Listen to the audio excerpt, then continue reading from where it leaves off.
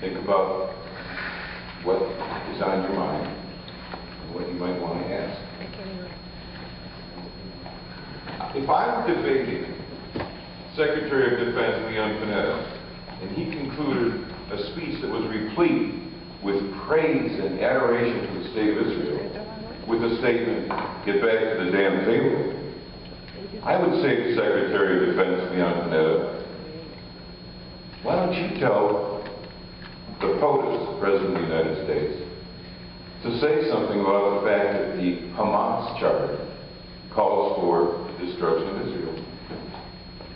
Exactly, it says, no negotiations will take place unless it rejects Article 6 of the Hamas charter, the Hamas covenant, that Israel will continue to exist until Islam will obliterate it.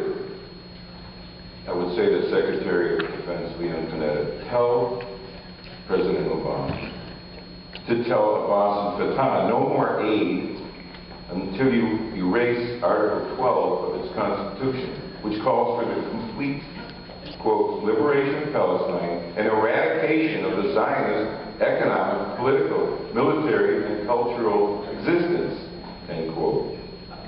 I say it's unconscionable that we are sending our tax money to these terrorists in the Middle East.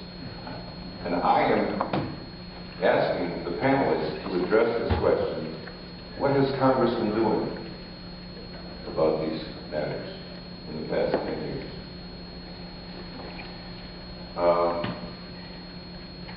The statement by Newt Gingrich that Palestinians are invented people has really gotten a lot of debate going. And it's exciting that people are now waking up to these realities.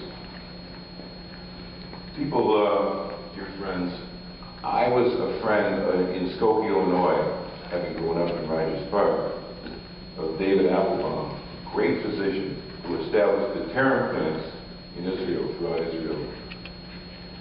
I guess what really got me started on my pro-Israel activities was the blowing up of the Cafe Hillel in Jerusalem. He and his daughter were there talking about her impending wedding the next morning. Nava Applebaum to be married the next morning. A bomb was set off. The Cafe Hillel was blown up. And this great physician was killed.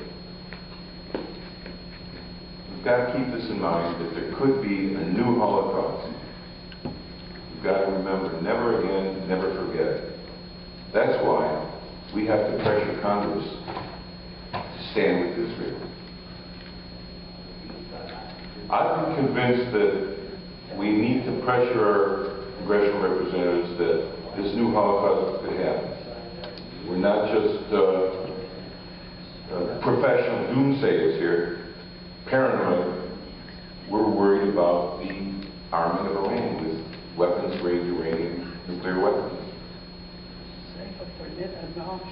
We've had great writers come to Rabbi Sam Intratur. Today, we're going to really be in for a treat, because we're going to hear from guys who get out in the street, do rallies, and stand up and talk the truth. I'm with Floridians for the Safety and Security of Israel, and we do things down here in Kendall, Dixie Highway and 104th Street every so often. And it's not a matter of being politically correct and shy and timid when we're talking about these issues. We've got to really have the guts to tell it like it is, because time is short, in my opinion. It's not a matter of being politically correct and timid and gutless. We've got to talk about these realities. I love this magazine, this periodical called Cameron, which puts out media reports. I've brought some great books, and I've got in the back of the room the Jerusalem report, which you can feel free to borrow. Confronting Time magazine, the New York Times, PBS, and even a TV station called, I forget the name of it. We've got to speak out about anti-Semitism. anti-Israel garbage on the media, the airwaves. We've got to say, hey, whoa, hold on a minute. Israel's the homeland of the Jews. We've been there for 3,000 years. We're not occupying anything. So, in conclusion, we rally and confront these appeasing politicians. We don't want to shrink back and say nothing. Israel allows tons and tons of aid to go into Gaza, and yet the rockets are shot into southern Israel.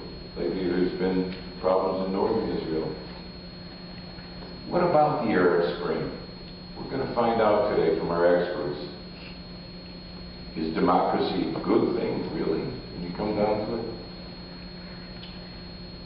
Check out on the airwaves, Marty Roberts, live from Jerusalem,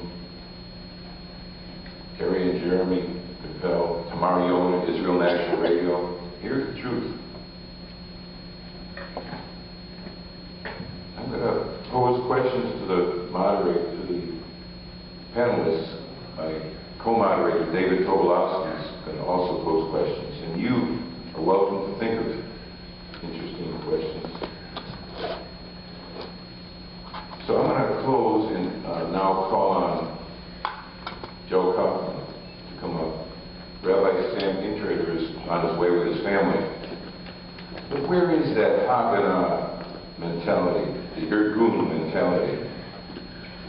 I say that Yasser Arafat probably should have been taken out. That's the reality of it. That he was a monster. Okay. Joe Kaufman's a candidate for the 20th Congressional District, a seat held by Debbie Wasserman Schultz.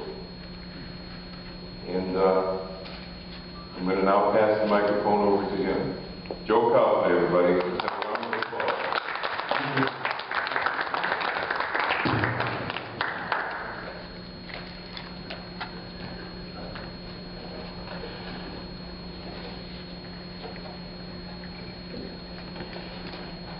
Thank you. Thank you for inviting me to speak in front of you today about a very important subject. Years from now, we will have to ask ourselves how and why we allowed our friend Israel to be placed in such danger. How we allowed the Muslim Brotherhood to take over Egypt after we had invested billions of dollars of weapons in the Mubarak regime. How we attacked a non-threat in Muammar Gaddafi and helped put an Al-Qaeda organization in charge of Libya's military. And how, God forbid, we let Iran get nuclear weapons, not only threatening Israel's future existence, but our own as well.